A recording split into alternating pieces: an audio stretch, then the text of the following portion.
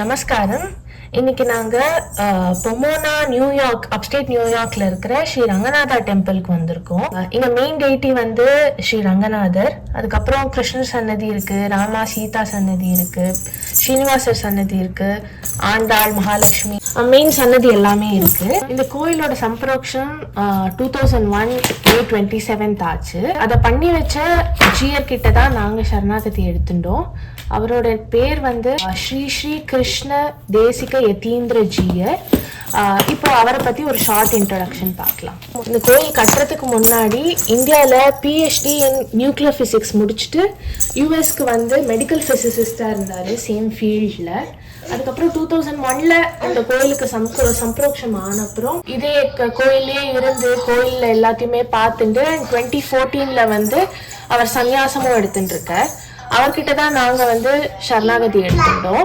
இப்போ இன்னைக்கு எதுக்கு வந்திருக்கோம்னா, அந்த சரணாகதி வீடியோ போஸ்ட் பண்ணியிருந்தப்பவே நிறைய பேருக்கு கொஷின்ஸ் இருந்தது, டவுட்ஸ் இருந்தது. உங்களோட கொஷின்ஸ் ப்ளஸ் எங்களுக்கு இருந்த டவுட்ஸ் எல்லாத்தையும் சேர்த்து இன்னைக்கு கேட்கலாம் நீங்கள் வந்திருக்கோம். இதுக்கு மேலே உங்களுக்கு ஏதாவது டவுட்ஸ் இருந்தது அப்படின்னா நீங்கள் இந்த வீடியோலையும் போஸ்ட் பண்ணலாம். நாங்கள் நெக்ஸ்ட் டைம் வரும்போது இதை ஒரு சீரியஸாக நெக்ஸ்ட் வீடியோஸில் உங்களோட கொஷின்ஸை கேட்டு அவர்கிட்டேருந்து ஆன்சர் வாங்கி கொடுக்குறோம்.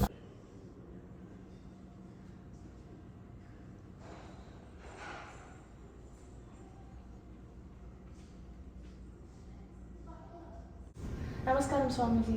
லாஸ்ட் 2 வீடியோஸ் பார்த்துட்டு உங்கள் கொஷின்ஸ், உங்கள் ஆன்சர்ஸ் எல்லாம் பார்த்துட்டு எல்லாருக்கும் ரொம்ப சந்தோஷம். நிறைய பேர் இப்போ வந்து மகாலட்சுமியை பற்றி கொஷின்ஸ் கேட்டிருக்கா. அதெல்லாம் தான் எடுத்துன்னு வந்திருக்கேன் நான். இப்போ கேட்கட்டுமா Swamiji? How is Ichha Shakti, Jnana Shakti and Kriya Shakti biologically related? In India, they have Shanmatam. Okay. 6 sampradayas. Vaishnavam is one of them for them. Shaivam, Ganapacham, Kaumaram, Shakteyam. So these things come under Shakteyam. Most of these things are tantric, not Vedic. There is a difference between mantra purvakam, tantra purvakam. Okay. Mantra purvakam purely depending on the Vedas. Tantra purvakam little bit of mantras, but mostly to the tantras. And some of them is aimed at other shaktis, etc. Shaktiya way of worship. Okay. But the question is, none of these shaktis are capable of giving a Jivatma the Vaikuntha Prapti. Vaikuntha Prapti is the ultimate one. If somebody thinks Jnana Shakti, by my own wisdom I can attain the Supreme, is not possible. Somebody says Ichha Shakti, if I have a strong willpower, I can achieve anything. That also is not possible. That also is not possible because we have limitations. Even our senses have limitations. So Jnana Shakti, Ichha Shakti, Kriya Shakti, by doing some kind of puja, some kind of worship, any amount of pujas that we do, etc., is mostly desire motivated worship. Kamya karmas. Kamya karmas will not lead to moksha.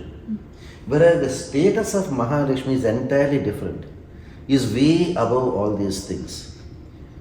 So Mahalakshmi in the sampradayam that we follow, called Ramanuja Deshika Sampradayam, Vedanta Deshika, she is equally Paramatma as much as Sriman Narayana.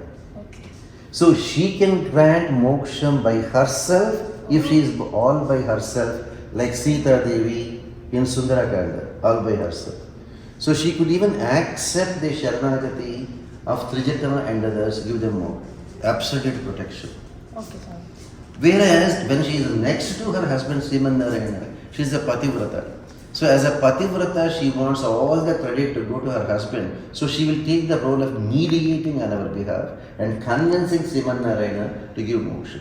So Shaktiya way of worship is mostly tantric but not Vedic. In the presence of Lakshmi, conditional upon karma, or can sincere devotion transform one's destiny? Destiny, prarabdham.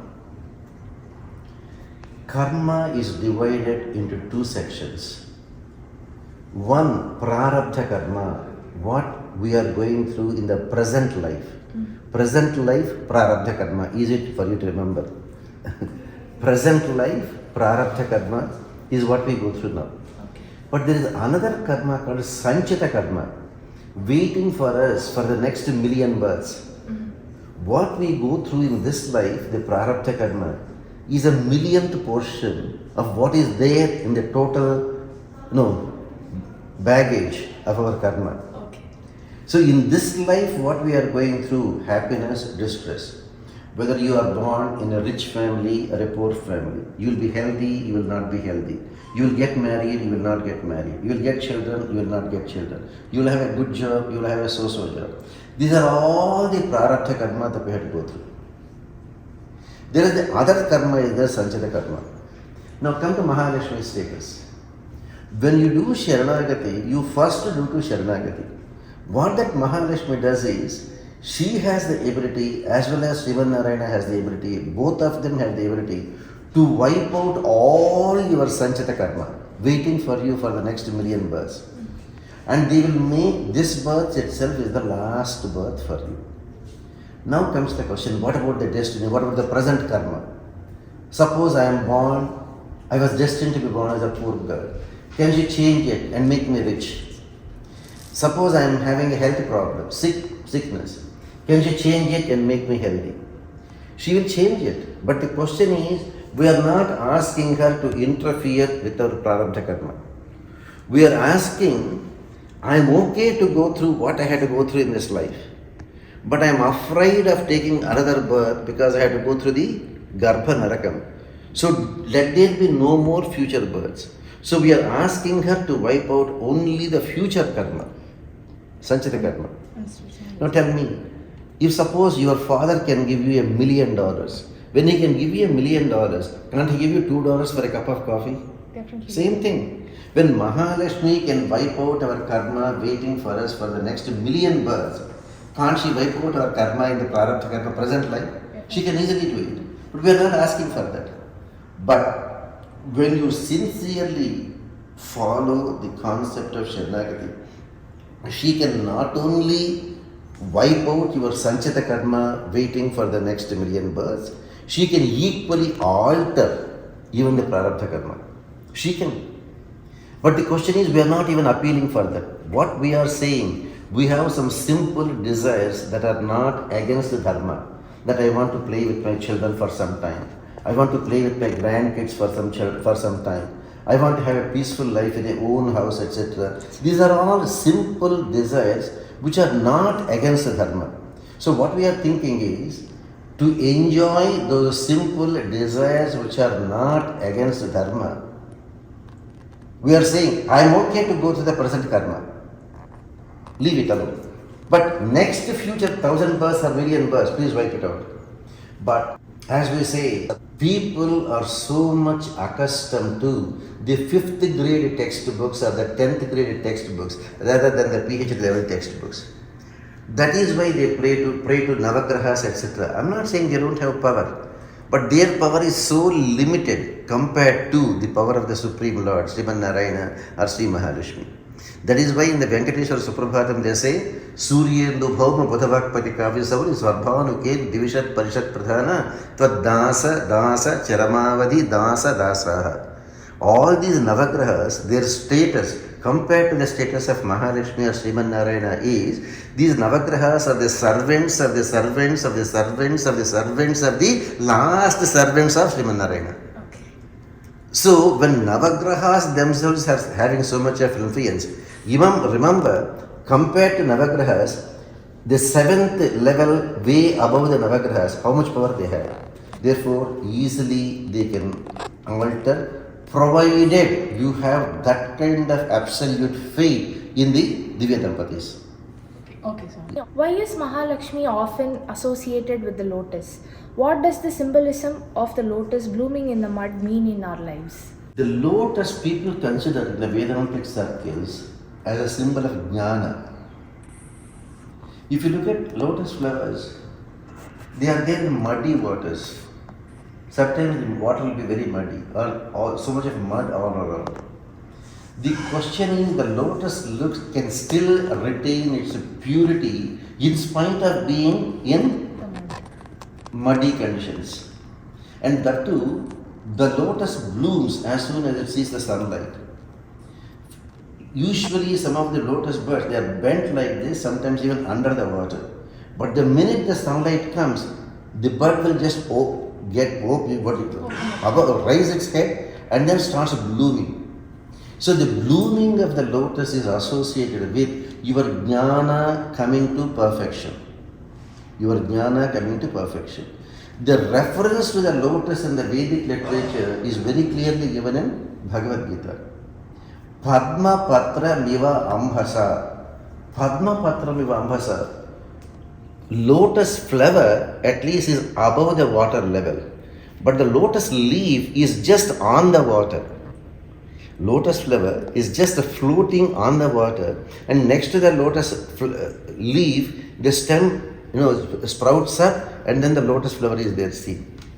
So the example there is, even though the lotus leaf is there inside with the water, in spite of that, you take any amount of water and pour it on the lotus leaf, nothing sticks to that. They will be just rolling down. But even if a couple of drops are sticking, they are not wetting the lotus leaf, they are like shining like pearls. Padma patra iva ambhasa. As soon as some water is there falling on the lotus leaf, either it just rolls down, or even if it stays, it doesn't stick to the lotus leaf. Exactly, even though we, depending on our prarabdha karma, are there in the present samsaric life, make sure you are like a lotus leaf. Nothing sticks to you. If already we have enough karma for the next million births. With the sticking again, we are inviting more karma and making the million lives waiting for us as million and another 100 lives.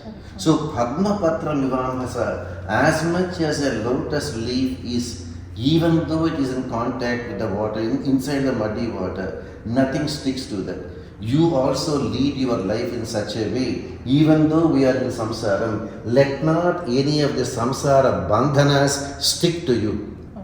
Then you can get released from the samsara bandhanas. That is where the reference Krishna gives in Bhagavad Gita.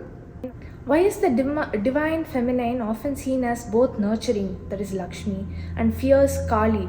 How do we understand that in the context of life's challenges? Many people may not agree with the concept of Vaishnavism. There is a difference between Jeevatma and Paramatma. In the Vaishnava way of spiritual practices, Bhagavan Sriman Narayana or his Purnavataras like Narasimha, Rama, Krishna, or his direct manifestation as Srinivasa, Paramatma. Same thing as it is mentioned in the Vedic literature, Sheela Rupa Guna Vilasadibihi Atmana Rupayana Shriyanasaha Asinam. Mahalakshmi is Sheela Rupa Guna Vilasadibihi. Sheela in her nature, Rupa in her physical appearance, Guna in her characteristics, Vilasa in all her opulences. Mahalakshmi Atma Anurupaya. Mahalakshmi is a mirror image of Sriman Narayana. So in that sense, she is equally Paramatma. Whereas anyone other than Sriman Narayana and Sri Mahalakshmi are Jivatmas. So everyone, I said the other schools of thought may or may not agree to that. Like Buddhism or Shaivism or Shakteyam, Kaumaram, Sauram, they may or may not accept. But in the Vishnu way of worship called Vaishnavism, only Paramatma means Sriman Narayana or Sri Mahalakshmi. Rest of them are Jivatmas. That is the reason why the foundations for this Vaishnavism have come even from the Alvars, even from the Vedic times, but Alvars have said that, then the Acharyas, starting from Yamunacharya, have crystallized that into a philosophy. And Ramanuja made it perfect as Vishishta-Advaita. So in this, it says, Brahmeshadi Suravrajaha Sadaitaha Todasa Dasi Ganaha in the Kanta Chatushloki. Same thing in Mukundamala of Kulashekara Alvar. Shudra Rudra Pitamaha Prabhutayah Kita Samastasuraha. So compared to the status of Sriman Narayana, every other Devi Devata, be it Brahma, Rudra, etc., are just insignificant. Insignificant. Same thing in Chatushloki of Mahatma Yamunacharya. It says in Kulasekhara Alvar's Mukundamala, he mentioned only about the male form of the highest level of Jivatmas like Brahma, Rudra, Indra, etc. Whereas in Chatushloki, Yamunacharya brings in even the ladies also, namely Brahmeshadi Suravrajaha, Sadayitaha, along with their spouses, namely be it Indrani or Saraswati or Parvati. Twadasa Dasi Ganaha, every one of them, as Shankara himself says in the Mantralaya Prastutram, Dasa Bhuta Sutas Sarve. They at that level say they are always the servants of Sriman Narayana. Dasa Bhuta. But again, other schools of that may or may not accept. That's a different, that's their prerogative. So the Vishnu way of concept is Mahalakshmi's stature is that of a Paramatma. Rest of them, including Shakti or other, their status is that of a Jivatma, but at a very high level. But at the same time, this Shakti sometimes is also referred to as Maya. That Maya is even considered as Mahamaya sometimes. Maya, what you can overcome with your physical efforts. Mahamaya, you cannot overcome with your physical efforts except by divine intervention. And where do we come across this? Read Vedavyasa Srimad Bhagavatam. When Devaki Devi is expecting her seventh child, in Sri Vaikuntham, Sriman Narayana invokes his Yoga Maya, and says, look, in Mathura, in the captivity of Kamsa, Devaki is there along with her husband, Vasudeva, under house arrest. 6 newborn kids of Devaki were killed by Kamsa, her own brother. Devaki is expecting a 7th baby, and this baby is none other than Adisesha himself, and this child cannot be killed. Vasudeva has another wife, Rohini, living in Nandargokulam and visiting her husband. So, Narayana orders Yogamaya, go there, make an embryo transfer from the womb of Devaki into the womb of Rohini.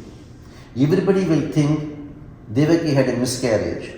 Everybody will think Rohini was visiting her husband, so she got pregnant. So she will deliver the baby, that will be Balarama. And Narayana says, I will be born as the 8th child of Devaki. Yogamaya, you be born as the daughter of Yashoda. Then we swap the mothers. I will come to your mother where you are born, Yashoda. You come to where I was born, to Devaki. Since we are swapping the mothers, you are almost like my de facto sister. Narayana says that to Yogamaya. You are like my de facto sister. And people will worship you, including giving you Bali with 14 names, Amba, Shambhavi, Bhadrakali, Uma, Katyayini, Gauri, Chandika, etc. Sarva Kamya Vara Prade, except moksham, I give you the capacity to fulfill any desires of anyone. So Kamya, moksham is beyond Kamya. Moksham is not a desire. Moksham is Tava Nitya Kinkaratam Prarthaye. Kamyam, Krishna, I want money. Krishna, I want children. Krishna, I want a better job. Moksham is Krishna, I want to serve you. So except moksham, next to Narayana, Shakti can give. Shakti can give none other than, in fact, the same thing. Krishna, as soon as he was born, Vasudeva takes baby Krishna to Yashoda, brings the baby girl born to Yashoda and hands over to Devaki. And within 5 minutes, Kamsa comes, grabs the baby and tries to kill the baby girl. But the baby girl slipped from the hands of Kamsa and reappeared as a Bhadrakali with 8 hands in the sky and says, stupid fellow Kamsa, you cannot even touch me. You don't know I am the Yogamaya. And she says, my Lord, my Master, Sriman Narayana, he asked me to do this, I did it. And my Master has already incarnated to kill you. So at that level, they know. So that is where Maya or Mahamaya comes into picture. Again, as a Jivatma, subservient to Sriman Narayana, whereas Mahalakshmi is Paramatma as the divine spouse of Narayana. Okay. That is the difference. Mahalakshmi is often portrayed as sitting on a water body. For a wealthy economy and a stable financial system in the globe, the money needs to keep flowing but not stagnant. Is it the message behind showing Mahalakshmi on a flowing water? She is called Kshiratma Sambhavi. Kshiratma Sambhavi means Lakshmi Kshira Samudra Raja Tanaya.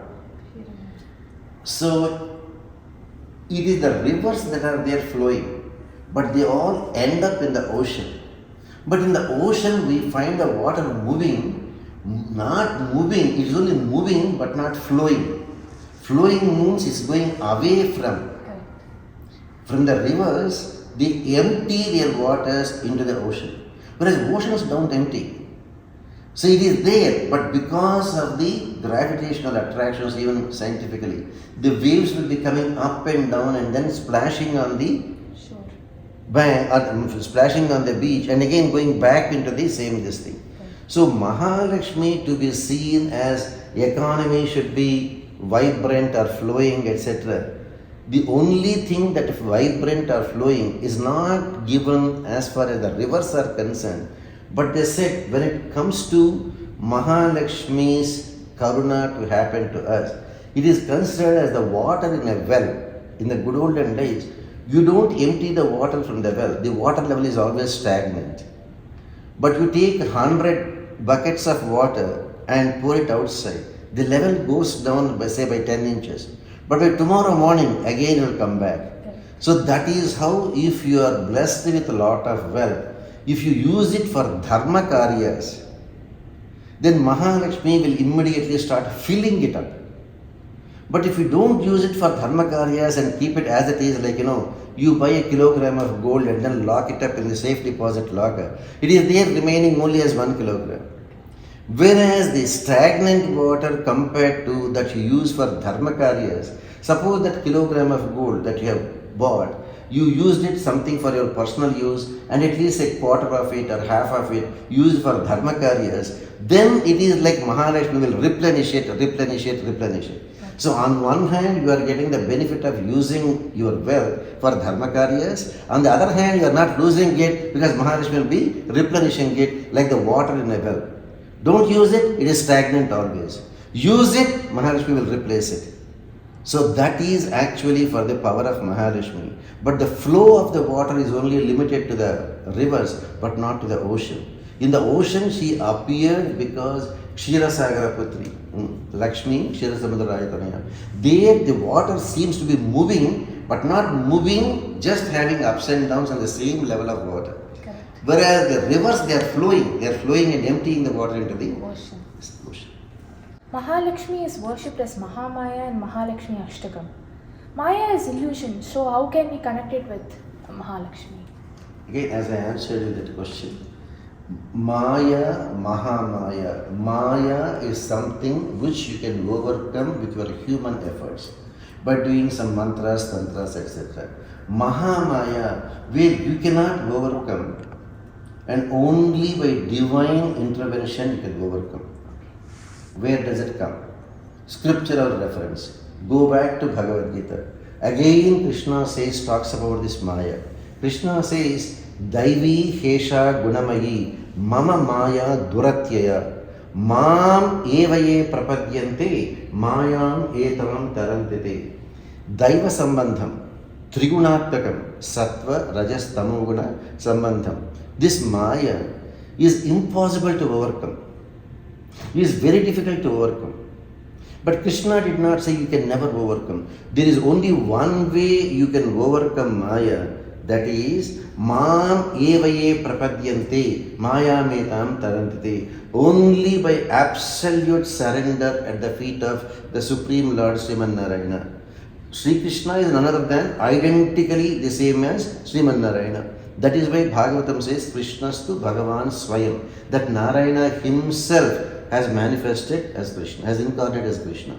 The same thing in Tiruvrittam, Nammalvar says, when a Nityashuri offered a dhupam to Bhagavan Sriman Narayana in Vaikuntham, using that dhupam as a smoke screen that the people in Vaikuntham could not notice, Sriman Narayana escaped from Sri Vaikuntham just for a second and reappeared as Bhagavan Krishna, only to enjoy the butter from the houses of the Gopikas in Nanda Gokulam.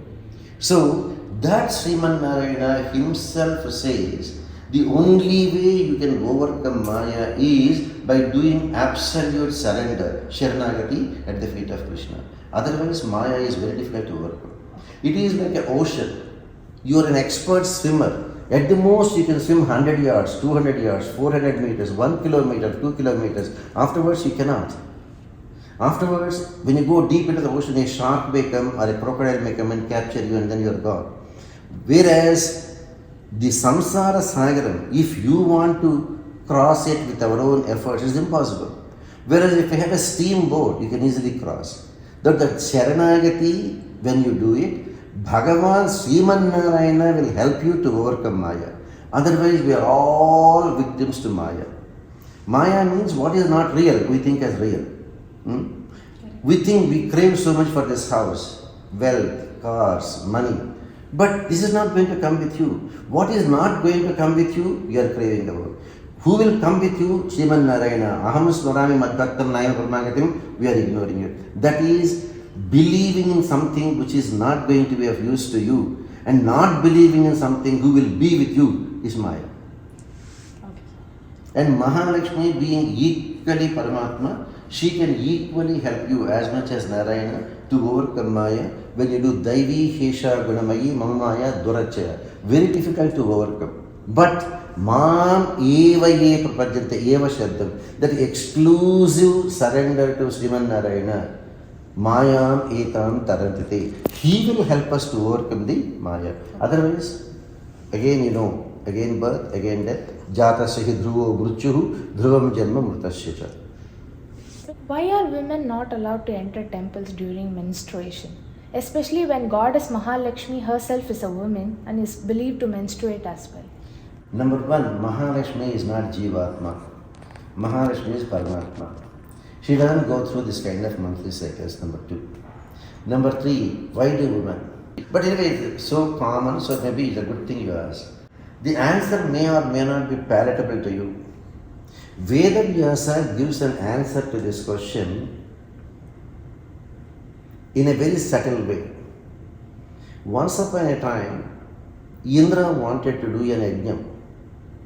That time his regular priest Brahaspati was busy. He could not immediately come and help Indra to do the yajna. So Indra asked one of his cousins, namely Diti's son, to officiate as the priest. You spend all the money and the priest will come and do the puja for you. But you don't know whether the priest is chanting the mantras for your welfare or for his own welfare. So this new priest, Indra's cousin, half the mantras he is chanting for the welfare of Indra. Half the mantras he is chanting for his own welfare and his brother's welfare, Daityas, who are the dead enemies of Indra. Indra understood the meaning of it. He could not control his anger. I am the host, I am spending the money, you are the priest, you are supposed to do the puja for my welfare, whereas you are using my stuff for the benefit of yourself and your brothers. And he could not control. He killed that priest who is officiating as the Yajnadhikari, who is officiating as the chief priest in the Yajnam. He killed. And immediately, Indra is afflicted with Brahmahatya dosha. With Brahmahatya dosha, he cannot be sitting on the Indra Simhasana. So he was kicked out of the Indra Simhasana. When he was kicked out, he could not be happy without power. So he went round begging everyone, will you take my Brahmahatya dosha? I will give you whatever wealth you want. Because the killing of a priest, that too an orthodox priest, and that too when he is officiating for your own puja, is an unimaginable sin, Brahmahatya dosha. Nobody could dare accept the Brahmahatya dosha, even if Indra offered them millions and millions, gold coins, kingdoms, nobody could accept. Finally, 4 people came forward to accept that Brahmahatya sin. They said, we cannot handle the entire Brahmahatya sin. We can take only 1/4 of the sin, provided you give something in return for us. Number 1, Mother Earth personified came. I want to maintain a clean sheen of my skin. People keep on digging me. either for construction, for soil, or for mining, etc. Doesn't matter. Whatever they may do, if I can fill it up with anything, with the leaves, with the dirt, or with stones, anything, and I can maintain a smooth sheen, I will accept 1/4 of that sin. That's how she wanted. Why? We don't know. Agreed. Now, as a result of accepting that 1/4 the sin of Brahmahatya dosha, before soil, Mother Earth used to be very, very fertile. You just plant a seed, beautiful trees will come, fruits, flowers, everything used to be there. But because of the sin of Brahmahatya dosha, some sections of the land became barren. You plant anything, nothing will grow there. Then water personified came and said, we will take 1/4 of the sin, provided you take a gallon of milk, add a gallon of water. Quantity should increase, you can never separate. So if water is added to anything, the quantity should increase and nobody can separate us. Same thing, unless and until anything is washed with water, nothing is clean. If you give us that kind of a boon, we take 1/4 of your sin. Granted. So add water to the milk, it will become double the quantity. You cannot separate it. Same thing, as a result of the Brahmahatya dosha, foam started appearing in the water. Foam is an impurity for water. Foam is neither water nor air. If you look at Orthodox people, when they go to the river to take a bath, wherever there are bubbles, they won't take bath. They use their hand to push them away, because the bubbles of the water, which is neither water nor air, contains the Brahmahatya dosha. So the bubbling of the water, the foam that comes in the water, as the water flows, the foam comes, the Brahmahatya dosha. That's what they got. Then trees personified came. If I cut off your hand or legs, you cannot grow them back. Once upon a time, trees were also like that. You cut off their branches, they will not grow. You cut off at the trunk, they will not grow. It was like that. So trees personified came to Indra and requested, we will take 1/4 of your Brahmahatya dosha. Provided you give us. They cut off the branches, we can grow again. They cut off even the trunk, we can grow again the whole trunk. So like that, if you give that boon, we will take 1/4 of your sin. Granted. As a consequence of the Brahmahatya dosha for the trees, the life-saving sand, you just make a hole or a scratch, is coming out as a gum, as a glue, as gum. So the losing of the life-saving sap is nothing but the life-saving sap of the tree that comes out of the gum or the glue. Trees have got that kind of a problem, losing their life-saving sap as glue or gum. The last 1/4 of the sin, womanhood personified, came forward. They said, it is by nature. Men express, but we don't express. We have 1,000,000 desires more than the men, but we don't speak it out. In the good olden days, if you look at any animal, including human beings, the relationship between a man and a woman is only to get children. Once the female is pregnant, there is no more contact between a male and a female. That's how it is. Because a union of a male and a female in the good olden days is only for pregnancy, for reproduction. Same thing, even now, the same case with animals. But womanhood personified came and said, whether we want children or we don't want children, during pregnancy, after pregnancy, we want to have the happiness with men.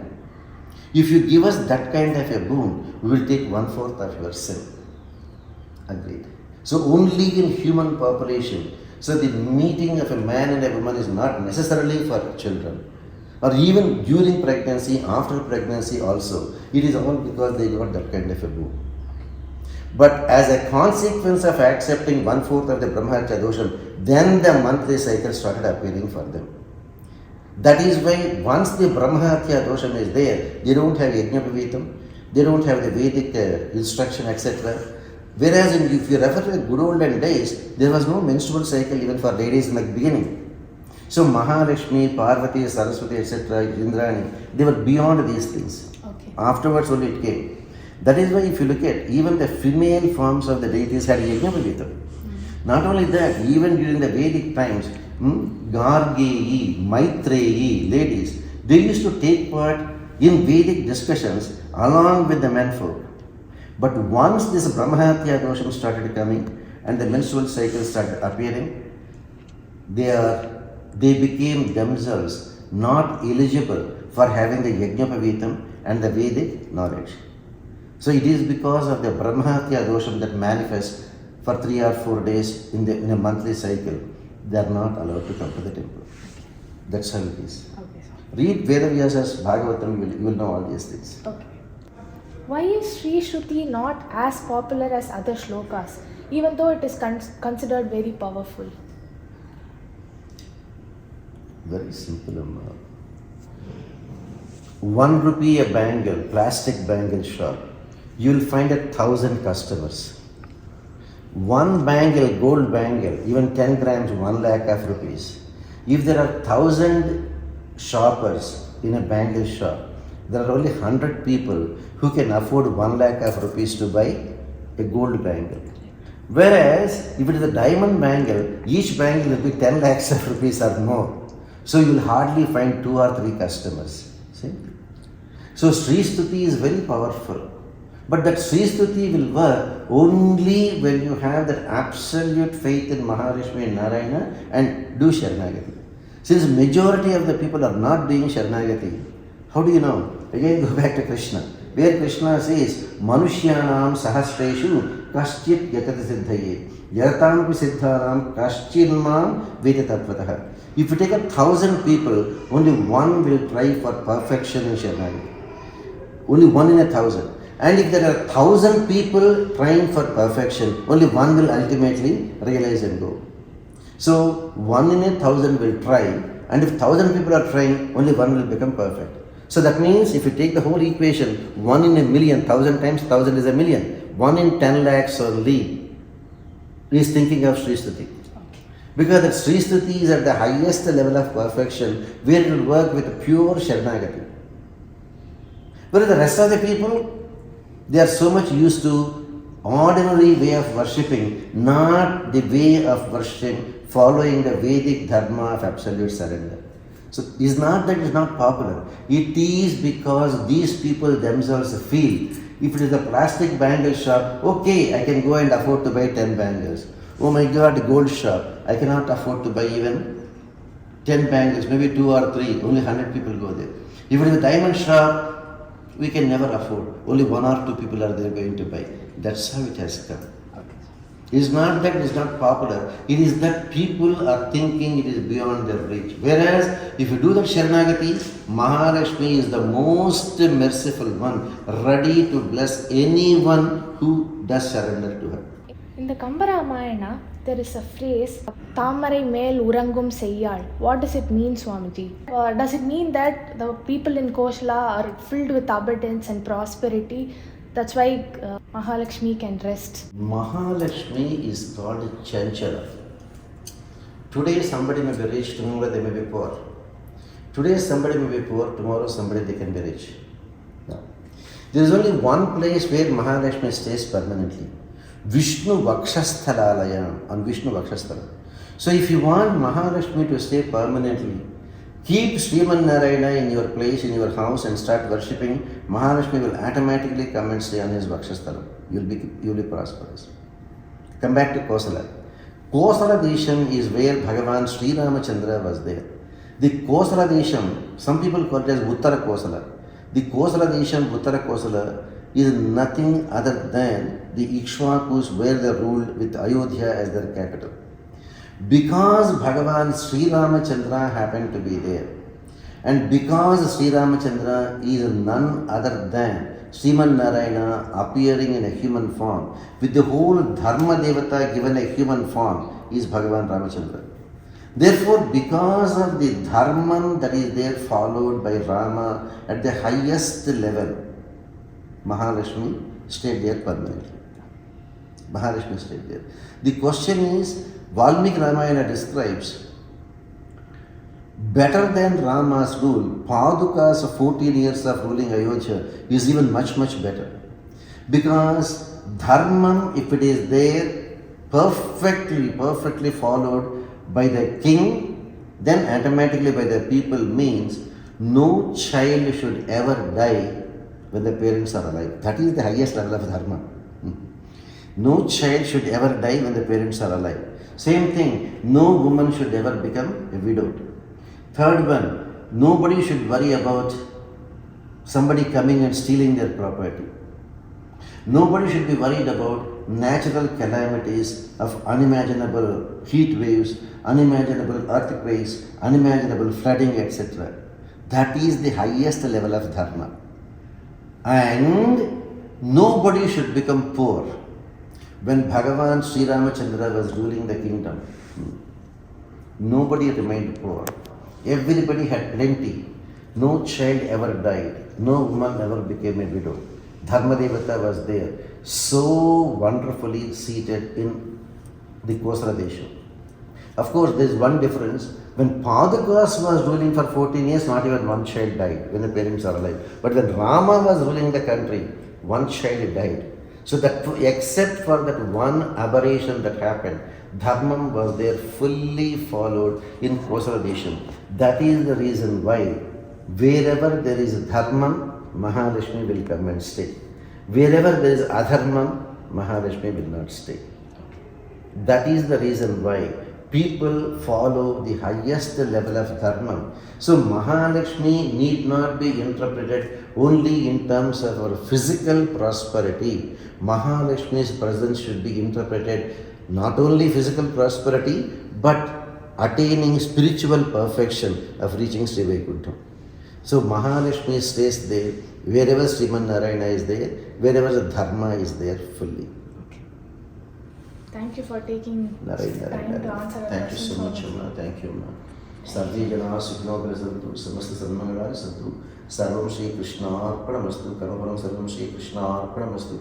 Om Ashtatgurubhyo Namo Sat Paragurubhyo Namo Sat Sarvagurubhyo Namaha.